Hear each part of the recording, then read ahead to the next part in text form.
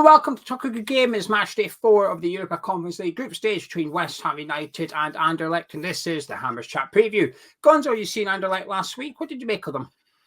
Yeah, unsurprisingly, I thought they were better than their league position suggested. Some technical players. They were okay, Geo. They were okay. Nothing. It's not an overly competitive league for the obvious reasons that any time anyone really decent is produced in Belgium, and they produce some bloody decent players, by the way. They're signed up and they go and play in the other leagues. You know, almost all of their best players play elsewhere. And I mentioned in the first one, the young lad of Sharon, who I thought was probably their best player as well. He's probably not destined to be there too long. He'll get signed up and he'll go elsewhere as well. But I don't think they looked like the what were they when we played them? Maybe 13th in the league or something like that. They weren't that. They were better. They were better than that. So, but overall, I didn't think that they were a massive threat, bearing in mind we had about a second string as we could possibly put out for that game, really. So, but yeah, a tidy little team.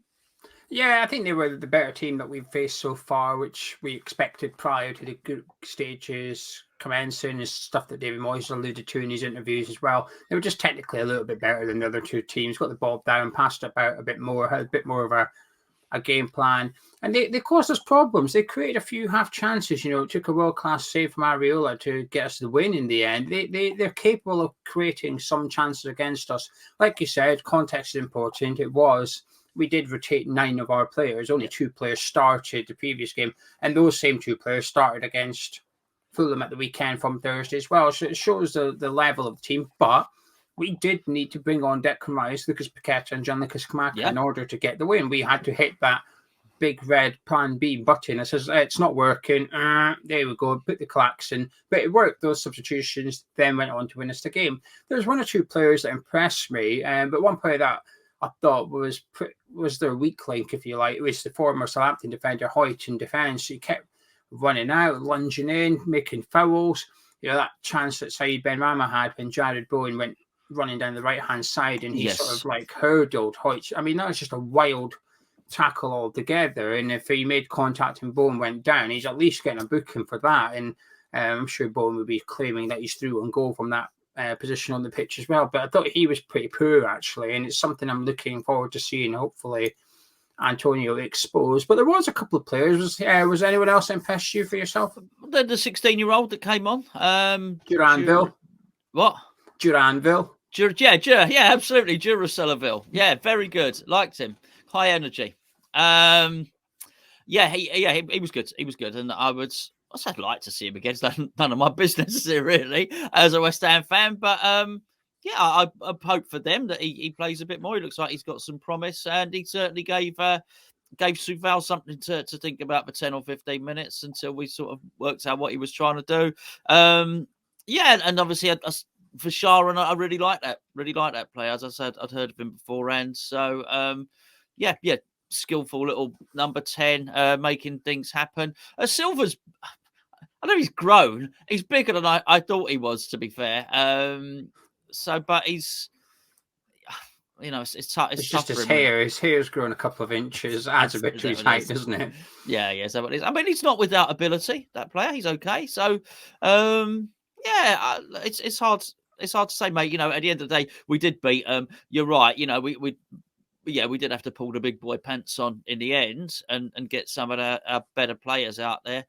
And it was away from home as well. So it's hard to make a case that it's going to be more difficult than that game. Then, of course, I also think it's funny because we play people back to back. We can't do this preview in the sort of way that we'd normally do it. Oh, what do you think of them? Well, I know what I think of them because I saw them a couple of days ago. But I also think, so Bowen, I think Bowen was nice. I'm not sure Bowen will play there again, but I think you'll see a better Antonio than you saw last time. So I think even within the confines of that second string, I think there are players in that second string who have better performances in them. So I don't even think it's like they played well against our B team, our B team are at their best. So it's so insulting calling them a B team, but there you go. That's what I'm calling them.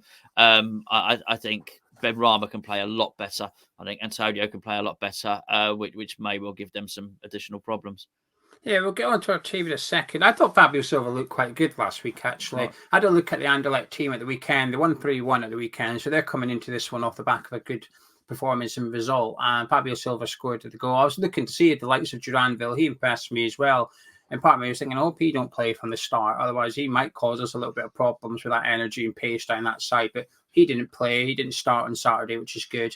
But yeah, 3-1 win for Anderlecht and Silva. And it looks like a good low move for Wolves, actually, to send their player out there where he is going to play 90 minutes week in, week out. Hopefully, he's already got a handful of goals, but hopefully he keeps racking up the goals, comes back, 20 goals under his belt, first main striker for the whole season. And they might have I say a top striker, they might have a really good striker on their hands then, but they certainly sent him away sort of a bit of a flop in the Premier League. So, Yeah. but I thought he looked quite good against us. Very busy. He caused us a little bit of problems, but this is a good test for Silva because I would imagine Wolves will have a couple of coaches or scouts at the game on Thursday having a look at their players, saying, "Well, come on, now let's see if you've been there for a couple of months now. You've had plenty of games. You've scored a few goals. Let's be having a look at you and see if we can plan to have you in the squad next season." Probably not that easy without a manager at the moment.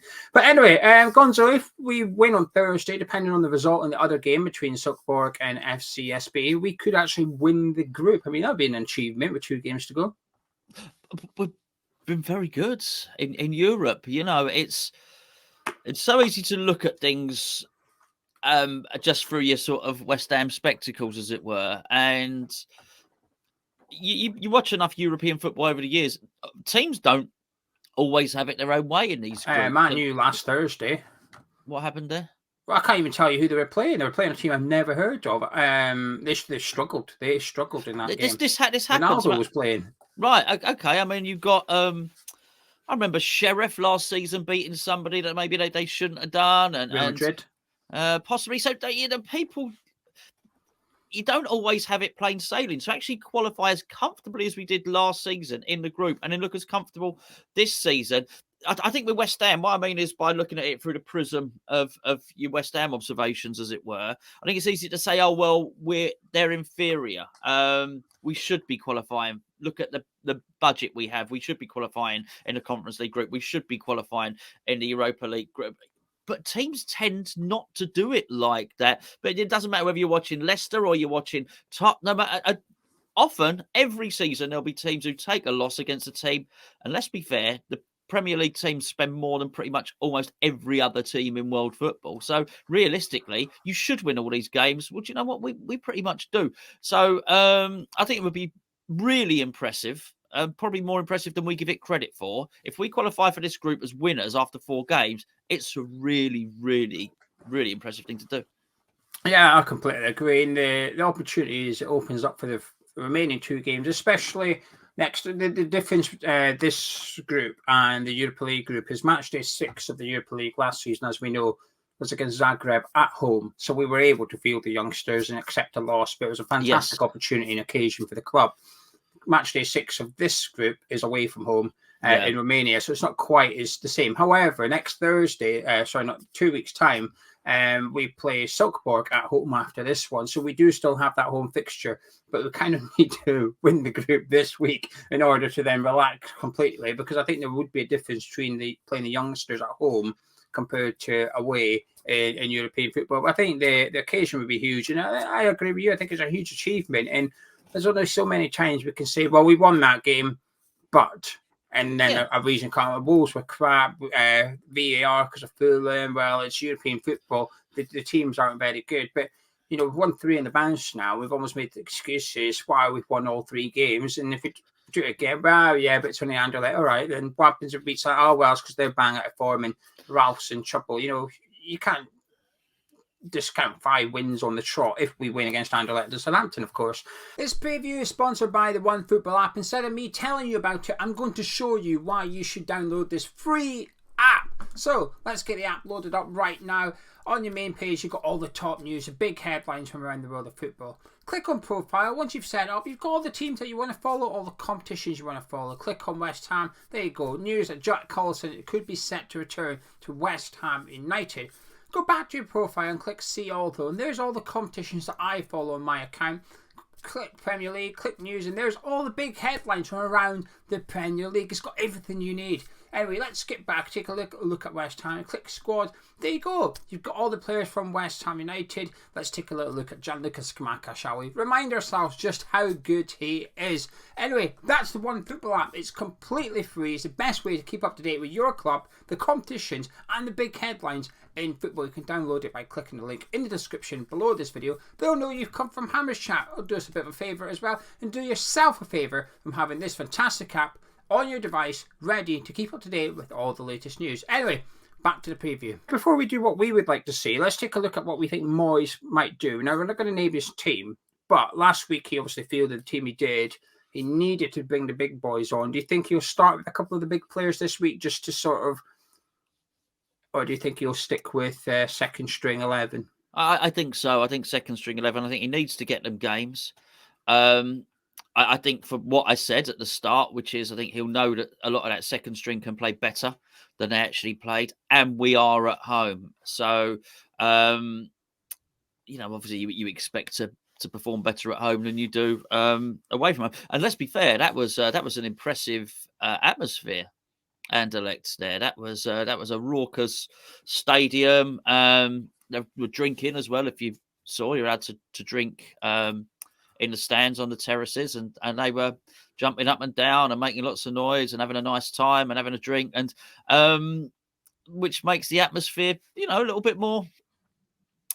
I was going to say intimidating, not intimidating, because we should be hopefully getting used to that. But I just think we'll do better. So I think with that in mind, David Moyes will probably feel that he can play that second string.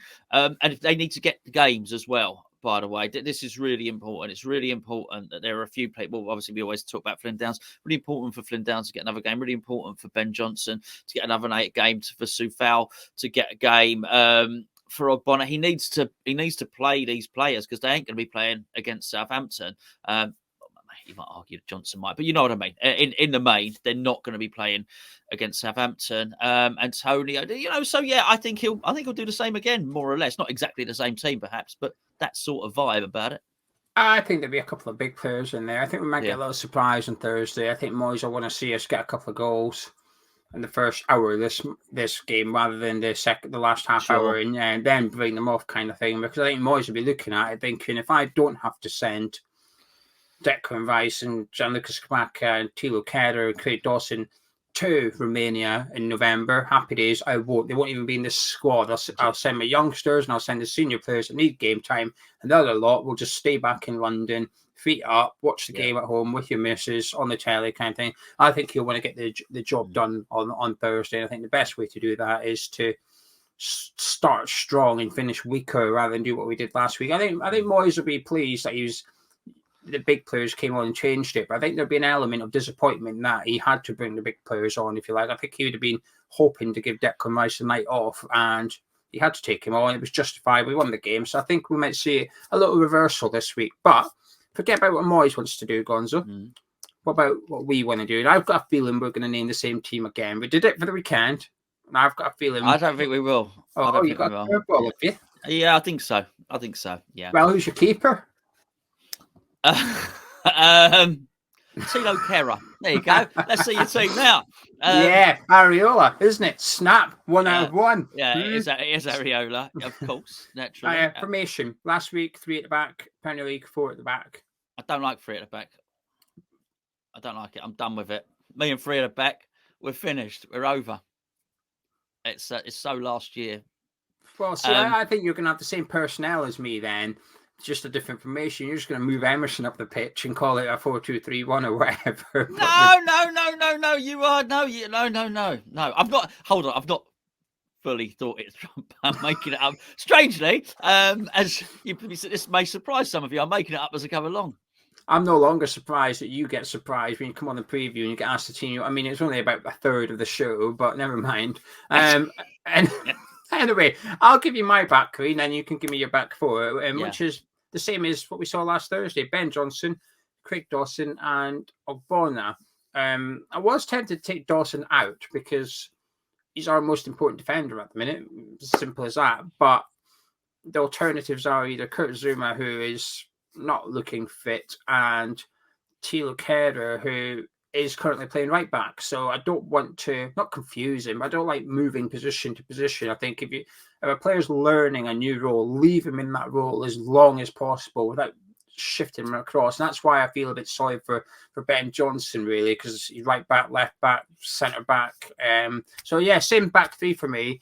But I do admit I'm a bit wary about that because, like I said, I do think Anderlecht carved a couple of opportunities out of that defence last week. But all in all, I thought they all had quite good games individually and collectively. So yeah, that's my three. Give me your four.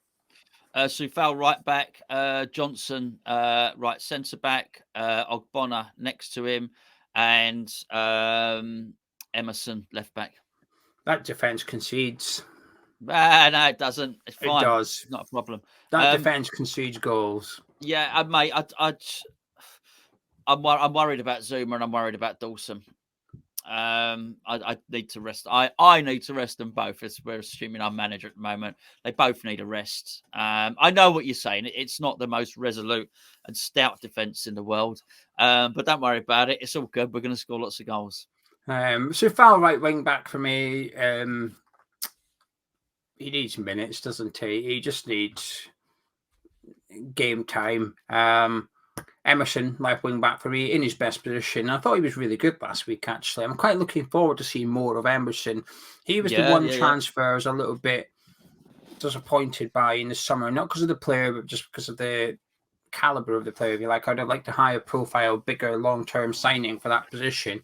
But actually, he hasn't really put a foot wrong as far as I'm concerned, bar that goal conceded in this competition where he was switched off defensively. But I do think he's a left wing back rather than a left back. So yeah, that's my two wing backs. So into midfield, I'm going to put Rice alongside Downs. Think so.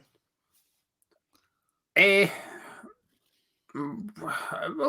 and Downs was fine last week, but I don't think they dominated the game. They didn't control the game between them. I thought Anderlecht had enough of the ball between them as well. And they do have three centre midfielders, which sort of allows that. But it's almost like a trial for the Southampton game. Downs and Rice. I want to see them. I want to see them start to form a partnership so that we can use it in the Premier League. And part of the reason, forget Souček for a minute. Part of the reason Moyes is probably a little bit reluctant to use Flynn Downs is because he's not really seen Downs with Rice enough. Well, let's see it then. Let's get them on the pitch on Thursday. It's at the London Stadium, European game. You know, you could, like you said, you could see how buzzing Flynn Downs was to come on against Fulham for a minute. You know, imagine what he's going to be like playing a European game at home in the London Stadium. Next, you know, it's a huge occasion. So that midfield for yourself as well. Yeah, absolutely. Yeah, no, nothing wrong with that.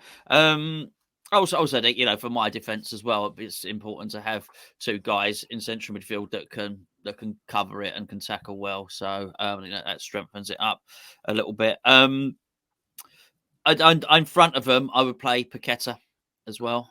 I just checked. That's why I checked my book. 83 minutes.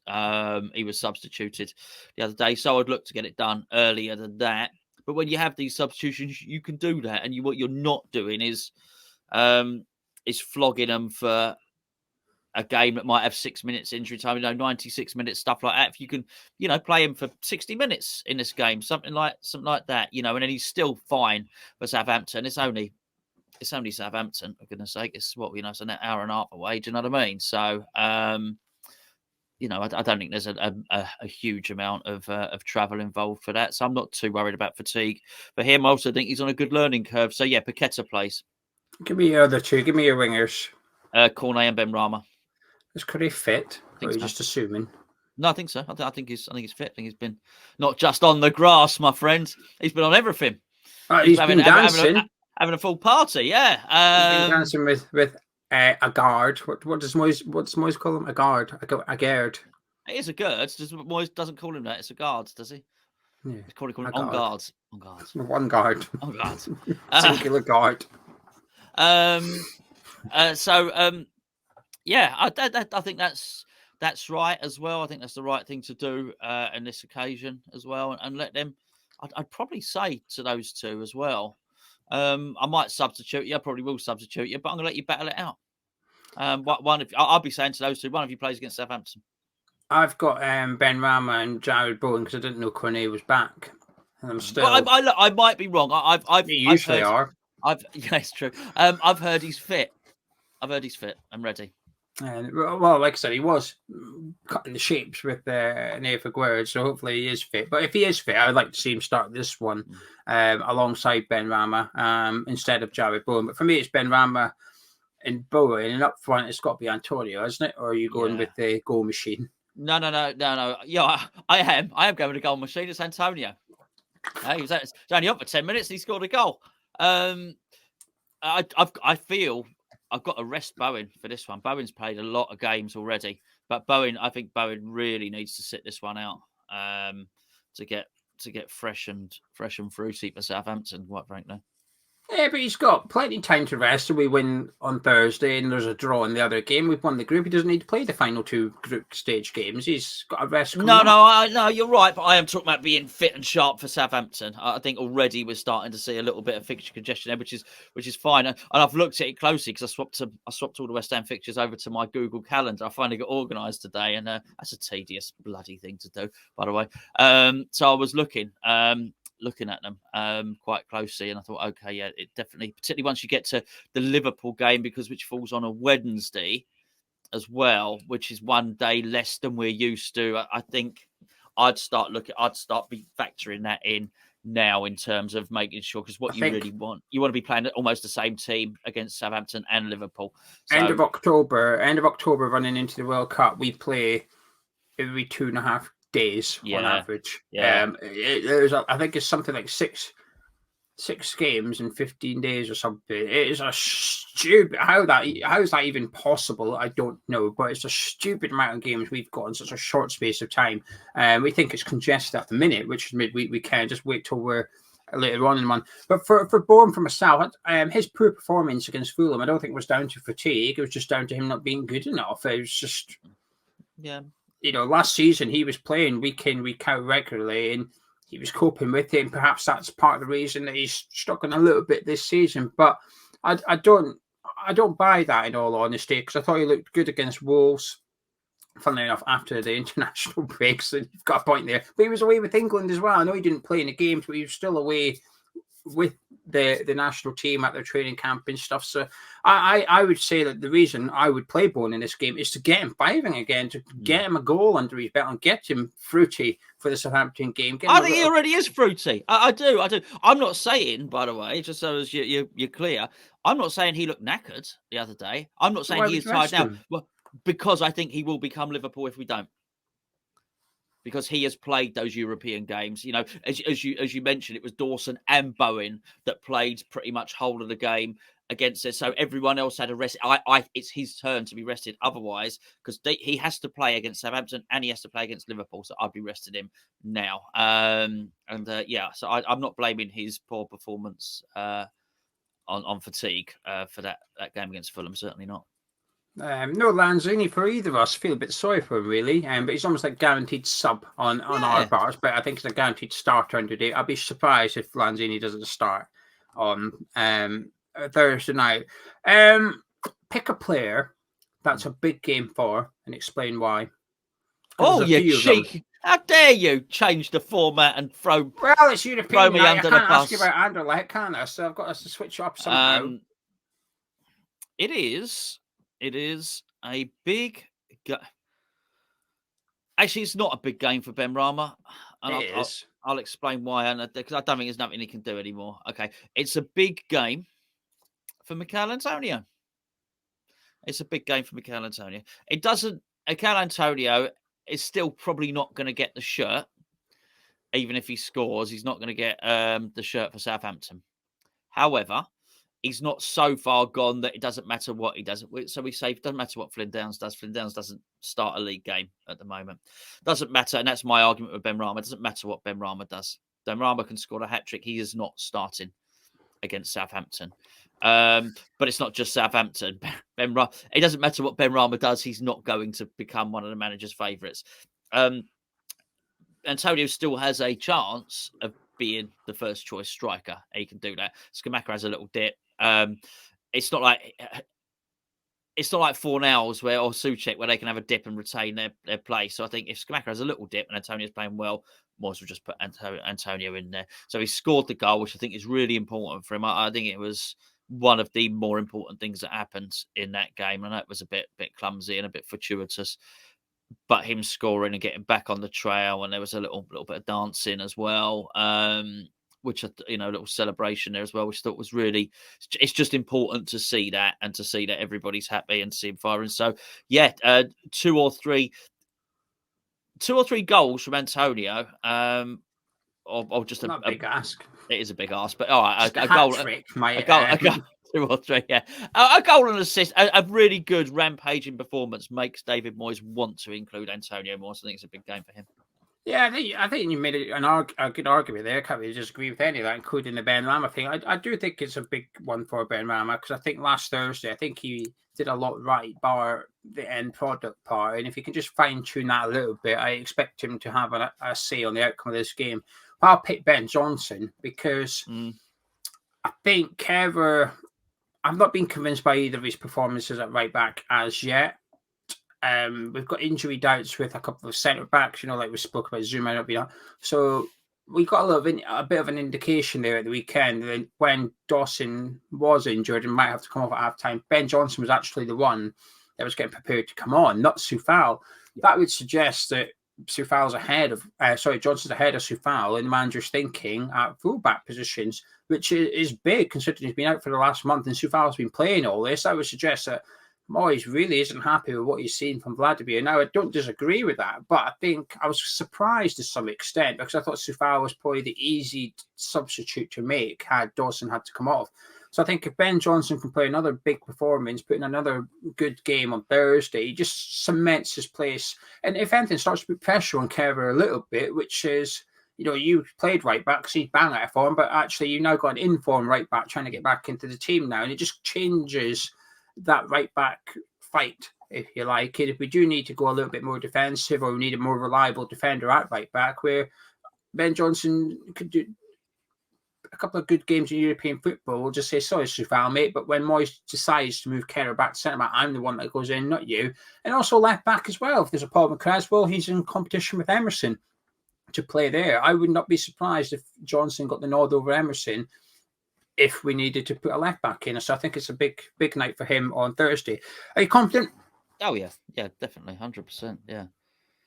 Well, I say 100%. Don't go putting like your month's wages on it and say, "Oh, done. I bet my month's wages," because Gonzo said it was 100%. So I'm not, but I'm very confident. Yeah.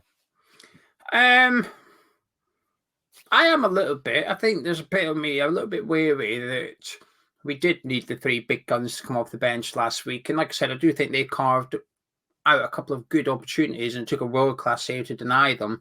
But we just have this knack. I say knack. We are good at just getting the job done on Thursday nights. We are good at just turning up, getting the win. Not always the best performance in the world. I call it a professional performance. Other people might say not good enough, whatever. I'll call it professional performance because I think I come away pleased with what I've seen, which is we've controlled it to some extent. Especially last Thursday, I thought we controlled the tempo as much as we could.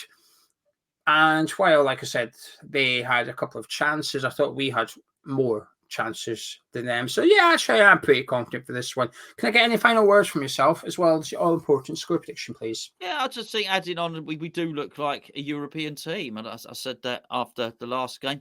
It's been evident for some time, actually. I think it that suits the way we play. Maybe it does. Maybe it does suit the way we play, actually, European competition. So there's not the same pressure. I thought Paqueta, when he arrived onto the field as a substitute, enjoyed the space. It was probably more familiar to him, as certainly as he's played in France and played in Italy as well. So I think we've got a lot of those players there, that are comfortable in that. That's really evident. And you look at someone like Emerson as well. We were playing that way anyway. So I think it's a big part of what we do now. And do you know what? Actually, I think if we didn't have it next season, I'd miss European football. Actually, I would. And I look at funny. I'd sorry, go on a bit of a waffle here. I know Newcastle are doing well. at the moment. And I was watching Newcastle. I'm sure they'd get to next season, they would buy more players as well. But I do look at them, and I do look at a couple of the other teams and think, I do wonder how you'd be getting on if you were playing in Europe as well. I don't think they'd be at the bottom of the league. I'm not saying that, but it's an additional dynamic to your team that you've got to get a grip on and count. I'm not sure we've sussed it out completely yet. 'Cause I think a lot of our results after European games aren't always the best. And that's why Fulham was an important game. That's why Southampton's an important game. I think if we can win both of those league games, the Fulham game and the Southampton game, and win the European games, then actually it's probably a little bit of evidence that the increased capacity of the squad is actually allowing us to perform better at the weekend games following the European nights. So I actually think that's actually quite important, actually, in terms of what we're trying to do and where we're trying to grow as a club. I'm going to go with 3-1 again. I keep predicting 3-1. I'm going to get it soon. Well, you did. I did get it. I did get it. I did. Come on. I was right. You did get it. I'm really, really wrong. I'm so often wrong. I don't even know when I'm right.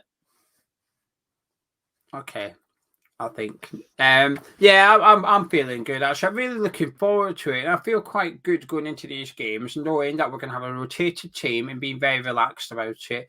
Whereas in seasons gone by, we go into cup games, and I'm not just talking about European, I'm talking about FA Cup and League Cup, where the cup comes round, we're playing players that the manager doesn't want. Even last season, we're playing Yarmolenko, Masuaku, Alex Kral, and while they were good players on their own, they didn't fit what Moyes wanted to do. Moyes didn't want them long term. He was just playing them for the sake of playing them. And actually, all those players that we've just discussed, whether Moyes includes them or not, they're players that Moyes wants around now. This is now Moyes' squad, and he's using every single player.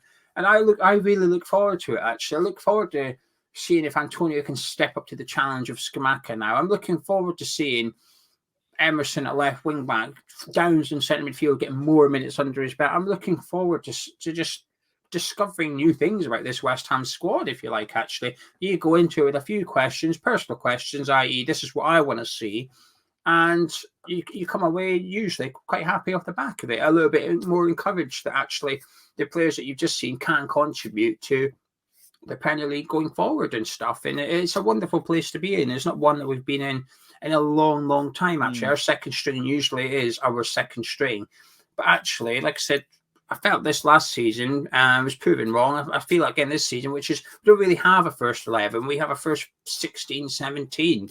It's just a case of the 11 best ones at that time play the game. But the bench is very, very strong too. So yeah, I'm looking forward to it. And I say West Ham 2, Anderlecht 0 for my score prediction. But if you've enjoyed this preview, please do drop a like on it, subscribe if you're new to the Hammers Chat channel, and we'll be back on Thursday evening at 6:55, 5 to 7. We'll be live with our build-up show, taking a look at the West Ham team, the Anderlecht team, and getting ready for the big game, putting a bet together, which will probably include a 3-1 scoreline. Catch you in a bit.